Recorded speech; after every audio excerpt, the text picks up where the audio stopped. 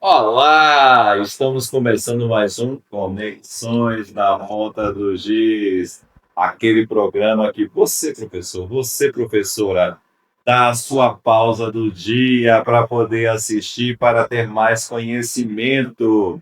Sabe aquele momento que você está no AC discutindo algo muito importante com o seu coordenador ou com a sua coordenadora, que você dá aquela pausa no intervalo para poder tomar um cafezinho e colocar o assunto em dia? Pois bem, você está fazendo isso conosco aqui no Conexões na Ponta do Giz.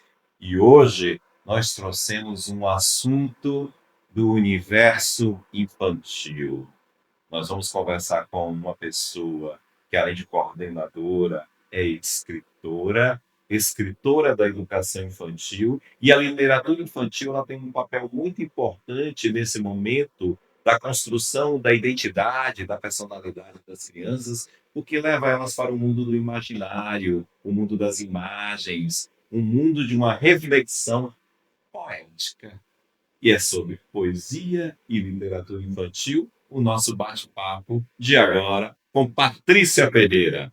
Patrícia, muito obrigado por atender o pedido da TV Conexões de estar aqui hoje conosco. Tá? Vamos falar da sua obra que daqui a pouco iremos apresentar para quem está nos vendo. Mas, primeiramente, se apresente para o nosso público, para que eles possam conhecer melhor quem é Patrícia Ferreira. Olá, gente! Sou Patrícia Ferreira, coordenadora pedagógica da rede. Nas horas vagas, sou contadora de história. Já fui agente de leitura, articuladora de leitura também, professora, né, da rede municipal. Mas, assim, literatura infantil, por incrível que pareça, foi a temática da meu trabalho de conclusão do curso, Escritores do Futuro. Né? Então, assim, é um tema que realmente eu gosto de falar. Que maravilha, Patrícia, tá? Então, e hoje você traz aqui pra gente uma das suas obras que, inclusive, já está esgotada, não é isso? Exatamente, porque... Você me dá aqui a obra rapidinho para mostrar aqui para quem está nos assistindo? Fale um pouco dela aí para nós. Aí. Então, Jujudelo eu escrevi em homenagem às minhas primas gêmeas, Juliana e Júlia. E aí, e também ao meu primo Dedé.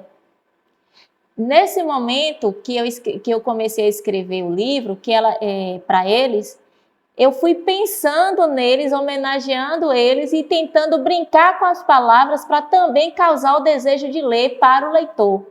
E tornar também atrativo, porque literatura infantil, quando a gente fala de literatura infantil aqui no Brasil, a gente lembra de Monteiro Lobato, mas antes de Monteiro Lobato a gente já tinha escrito livros para criança também. Só que essa concepção de criança é muito recente. Há um tempo atrás, século XVIII, XIX, no início do século XIX, que a gente começou a pensar em literatura para a criança. E poesia para criança também não se pensava, porque criança e adulto eram uma pessoa só. Não tinha essa preocupação em diferenciar criança e o adulto. Se saindo do Brasil e indo para a Europa, também aconteceu a mesma coisa. Nós temos os contos de fada, né, que foram as compilações das narrativas orais dos irmãos Grimm, que era um pouco da cultura daquela época, mas não era voltado para o público infantil. O público não tinha essa... Nós temos as poesias gregas também, que não era voltado para o público infantil. Então, há pouco tempo que nós começamos com essa preocupação. E aí, no momento do livro, que foi um momento assim que eu trabalhei juntamente com a Alice, que é a ilustradora do livro, ela mora em São Paulo, esse é meu segundo livro que ela faz a ilustração. Eu me preocupei em chamar a atenção, porque assim, as ilustrações também faz parte da formação leitora da criança. Então, a criança, as imagens é tão importante quanto o texto, porque a criança faz a leitura da imagem, faz a leitura da capa, faz a leitura do livro. Então, assim, literatura infantil, quando a gente fala infantil, a gente quer chamar a criança, a gente quer causar o desejo da criança. Não, pelo livro, pela leitura. Eu lembro que na Bienal, eu estava lá, eu botei o livro exposto, tem uma criancinha pequena lá, pegou o livro, ficou olhando, parou assim numa página, olhando, a mãe foi tomar o livro da mão dela, não quis, aí a mãe pegou, resolveu comprar, e ela é uma criança que, pelo tamanho, pela idade, ela não era alfabetizada, mas ela estava lendo ali aquela gravura. Alguma coisa do livro chamou a atenção daquela criança. Então, é esse o objetivo, essa a proposta. Quando eu passei 3 anos trabalhando como contadora de histórias, e no momento que eu contava histórias, as crianças, elas tinha todo aquele trabalho, não era um texto pelo texto. Então, é todo o trabalho que a gente faz para causar, né, para chamar a criança para o livro, para causar o desejo de ler. Né? A proposta é causação do desejo de ler. Então, uma amiga minha comprou o livro para a netinha dela. Né? E aí a netinha dela estava lendo o Pintinho. Aí ela estava lendo com a netinha, ela mostrou o vídeo à parte, Luna se acabando de rir com o texto. Então, eu comecei a jogar com as palavras, porque esse era o objetivo, para divertir, porque a literatura infantil é lúdica. Ela tem esse aspecto lúdico, porque se não tiver essa ludicidade, você não está fazendo literatura infantil. Se você não tem os jogos com as palavras, se você não joga com as palavras, isso não é literatura infantil. Então, a literatura infantil tem todo o processo, é uma literatura mais elaborada. Então, até o formato do livro precisa ser mais elaborado. Então, não sou eu não digo isso baseado no... Porque, assim, os autores da literatura infantil, né, José Maria, que eu estudei bastante sobre isso, eles falam realmente que a literatura infantil para a criança tem que ter a linguagem da criança, tem que ter a ludicidade. Então, o lúdico faz parte do processo da elaboração, da construção do livro da literatura infantil. Se não tiver ludicidade, se você não chamar a criança para a leitura, para o universo, você não consegue. Toda a sua trajetória, Patrícia, foi feita dentro da educação pública. Né? Você foi estudante da rede pública de ensino, né? No ensino superior também você está ligado a essa formação. De alguma maneira, essa sua formação, ela influencia na sua escrita e a sua profissão enquanto pedagoga, coordenadora pedagógica, também influencia nessa sua escrita? Contribui com ela? Eu comecei a escrever com 11 anos de idade. E no momento que eu escolhi a profissão e o curso que eu fiz na UFBA, eu estava com o objetivo em fazer um projeto, né, Escritores do Futuro, porque na escola eu queria que tivesse esse projeto de poder divulgar o texto infantil. E aí não tive essa oportunidade na escola. Aí cheguei e conversei com 2 professoras de metodologia de língua portuguesa, e aí eu sugeri a ela para fazer esse projeto Escritores do Futuro. E acabei fazendo esse projeto na escola que eu estudei, da 1ª à 4ª série, em Itapuã, e em outra escola em Itapuã. Fiz 2 anos esse projeto e consegui fazer livro dessas crianças, enquanto estudante, Escritores do Futuro, e publicar também. Então, o que acontece? Eu comecei a estudar sobre literatura infantil, sobre contos de fadas, sobre gêneros textuais. Foi todo o processo, porque foi uma pesquisa. Na realidade, eu entrei no grupo de pesquisa, né, do GELIM, Grupo de Estudo, Pesquisa em Linguagem e Educação, e aí a professora era de lá, minha orientadora era de lá, e a gente pegou junto, nós fizemos esse projeto. Né? A gente também fez um estudo do bairro de Itapuã, tal, tudo direitinho, que a gente fez, esse projeto foi lá. E daí nós conseguimos o livro desses alunos do 4º ano e do 3º ano do Ensino Fundamental 1. E aí, na faculdade, eu publiquei a minha primeira poesia na antologia. E aí, a poesia Quem Somos Nós, eu posso recitar aqui? Pode, fica à vontade. Essa poesia foi a primeira poesia que eu consegui publicar, né? Foi selecionada, na realidade, foi um concurso que eu participei da faculdade e a minha foi selecionada. E não é uma poesia infantil, mas é uma poesia que está dentro da temática, né? Diversidade e convivência, que foi a temática. E ele fala assim: o negro é um encanto, o índio uma flor, o branco uma rosa, sorriso da flor. O negro é fortaleza, com sua luta e graça, ama a vida da forma que o acha. O índio é beleza, sabedoria da raça. Tão poucos ficaram, os brancos mataram. Os índios tinham terra, os brancos roubaram. Os índios tinham cultura, os brancos tiraram. Os negros trabalharam para o serviço da nação, os brancos negaram, dizendo não. Mas os índios resistiram, mas não prevaleceram. Suas armas eram puras e os brancos tinham oleiros. Os negros venderam sua raça e derrota, hoje choram pela vida da derrota. Hoje temos pardos, brancos, negros e mulatos, mas somos todos um, vivemos um tum. Os brancos têm o poder, os pardos o dever. Os índios estão sem terra, com os brancos estão em guerra. Os negros buscam espaço, poucos têm um riacho. O dinheiro canta mais alto, a cor é o comando, a vida é o suspiro do negro encanto. Somos amigos dos negros endinheirados, inimigos dos pobres escravizados. Somos escravos do consumo e do poder, estamos à mercê do dinheiro e do querer. Esquecemos nossa origem, nossa luta, nosso pranto. Queremos ser alguém independente do nosso canto. Os índios são esquecidos, protegidos pela FUNAI. Os pobres são bandidos, protegidos pela SINAI. Somos humanos, diferentes, com encanto, graças, enganos e desenganos, com histórias, lutas e caminhos. Somos assim, de alguém, de ninguém, misturamos nossas cores com arco-íris e dores, mas vivemos, resistimos, tememos e amemos. Quem somos nós? Muito bem, parabéns. Inspirador, traz aí uma ancestralidade, né? Já faz uma reflexão sobre temas como a decolonialidade, memórias e vivência dessa trajetória da nossa escritora, coordenadora, Patrícia Ferreira. Algum professor estimulou você a escrever, ou essa sua inspiração, quando você começou a escrever lá com 11 anos, foi algo assim inato seu? Foi inato. E assim, eu lembro que eu estudava no Rotary, tinha uma biblioteca, e aí era Dona Célia e Josi. Aí eu pegava livro lá, tanto que eu ganhei um prêmio lá no Rotary de leitora do ano de 1998, que eu ficava assim, devorando os livros lá da biblioteca, e aí, no momento que eu lia, eu começava também a produzir, entendeu? Então, assim, as histórias, é porque assim, a leitura e a escrita são casadas, entendeu? Quando a gente lê e a gente começa a fazer um texto mais elaborado, a gente começa porque na realidade despertei a escrita, a gente desperta a escrita, né? Tem aquele processo de despertar poético. Então, assim, no momento em que a gente lê, a gente desperta ainda mais. Todo mundo tem uma poesia guardada dentro de si.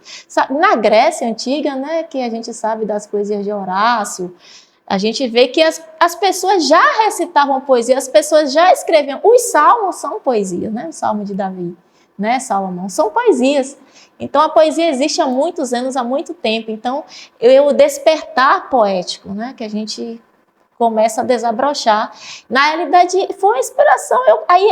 Eu consegui realizar o sonho de publicar na UFBA, porque essa poesia foi a primeira poesia que eu recitei agora a ser publicada, que eu escrevi o texto da seleção, né? Que eles fizeram a seleção, não podia ser todo mundo, e aí selecionou a minha poesia, e depois eu consegui publicar uma crônica também, né? Que eu escrevi uma crônica, e também na UFBA também, num concurso, e uma outra poesia. Então, eu gostei muito de ter estudado na UFBA. A UFBA, para mim, foi um presente, porque eu pude realizar meus sonhos, né? Eu consegui. A UFBA, para mim, foi a melhor coisa que me aconteceu na vida, né?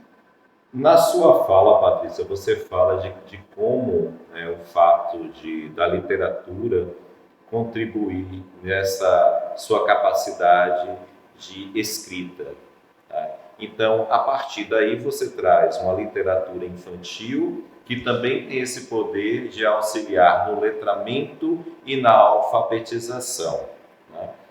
Você, dentro dessa sua sensibilidade, ver de alguma forma como um professor que está nos vendo agora possa utilizar essas suas poesias, que inclusive, generosamente, Patrícia disponibilizou um PDF do livro dela, Jujudelo, que nós iremos colocar junto da nossa plataforma de coleções pedagógicas, o Wakelet, que vai aparecer o QR Code aí para vocês, né, no nosso vídeo, que vocês poderão ter acesso a essa obra.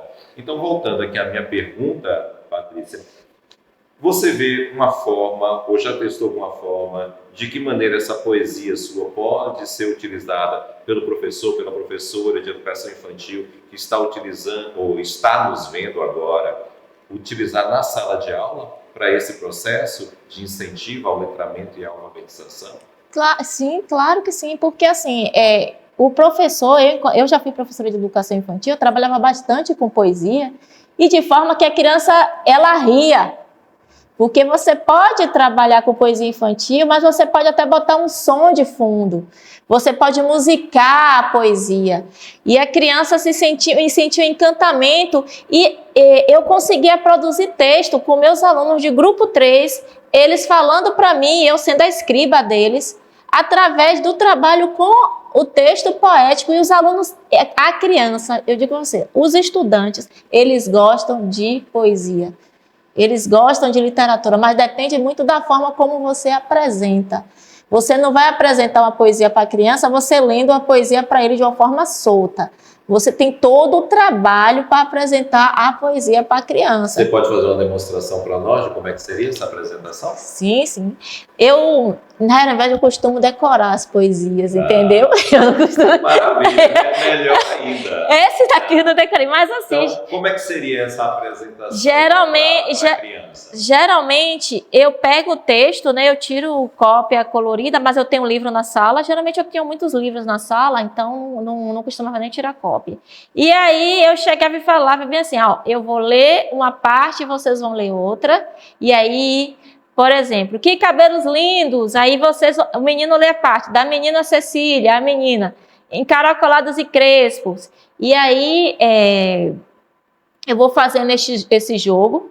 E aí eu pego um instrumento, quando se for o caso, uma poesia que tem alguma musicalidade, eu tento construir um som com o texto, com aquele aluno, e aí eles começam a dar risada, eu também, porque criança é aquela coisa, né? Eles não ficam, eles são. Mas assim, eu nunca pego um livro de poesia para ler assim, ó. E cabelos lindos da menina Cecília, tal, e aí eu boto tal, não, isso assim. Tem todo um contexto e apresentação, né? Isso.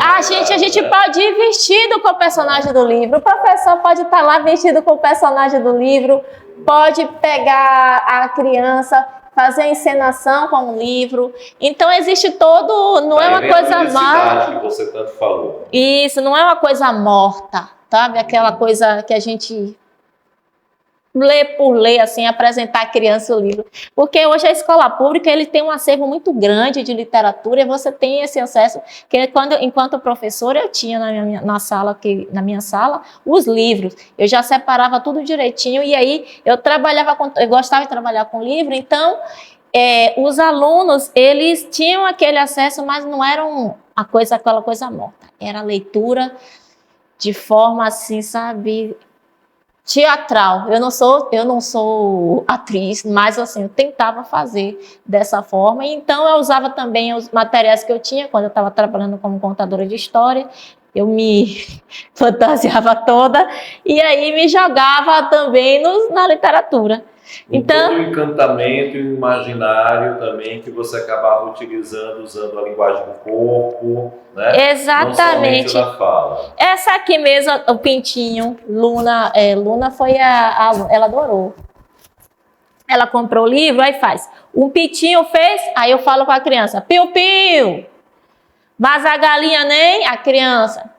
O seu galo só... Aí vai, e aí vai. Quando a mãe ancou, aí as crianças vão, e eles mesmos criam e começam a dar risada, a gente começa... É junto com eles, entendeu? É tudo junto. Então, eles, mesmo que eles não estejam alfabetizados, eles já começam a apreciar o texto, apreciar o livro, é chamar a criança, entendeu? Para o livro, para o texto, é causar o desejo de ler, causar o desejo pela leitura.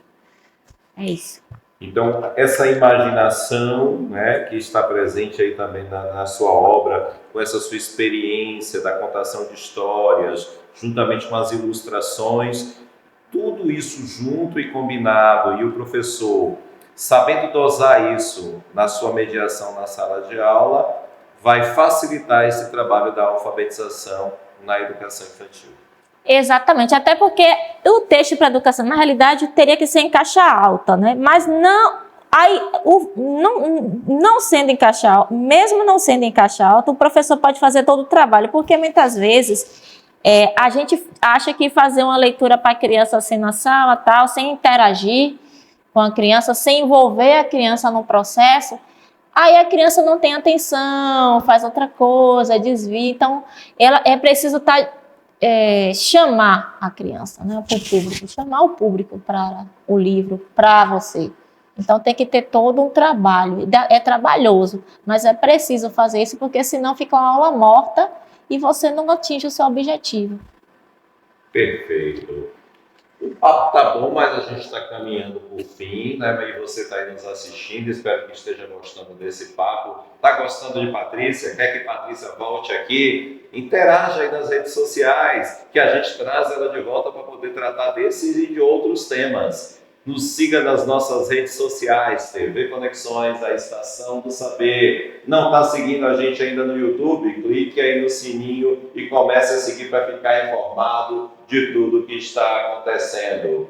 Patrícia, quando o papo é bom é assim, passa rápido, mas que mensagem final você gostaria de deixar para quem está nos assistindo agora, ou alguma abordagem que eu deixei de falar com você aqui, o que nós acabamos aqui nos passando, você gostaria de deixar agora nas suas considerações finais? Fique à vontade, olhe para aquela câmera e pode deixar a sua mensagem. Então, eu peço para vocês que leiam, sabe? Leiam.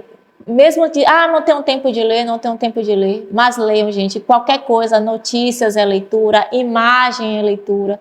Se você olhar uma imagem, você está fazendo uma leitura. Se você aprecia uma obra de arte, você está fazendo uma leitura.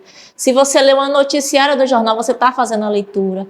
Se você analisa uma novela, se você analisa um jornal, tudo isso tudo é leitura. Então, nunca diga, eu não gosto de ler, eu não tenho tempo, eu não tenho paciência, não. Todos nós fazemos leitura todo dia. Você faz leitura do corpo, do rosto da pessoa. Então, nós lemos. Então, nós construímos o nosso texto. Então, todo dia, nós construímos a nossa história. Junto com a nossa história, nós construímos também as nossas narrativas. Então, a leitura é vida. Perfeito. Muito obrigado, Patrícia, pela presença aqui na TV Conexões. Estamos terminando mais um Conexões da Ponta do Giz. Te vejo no próximo. Tchau!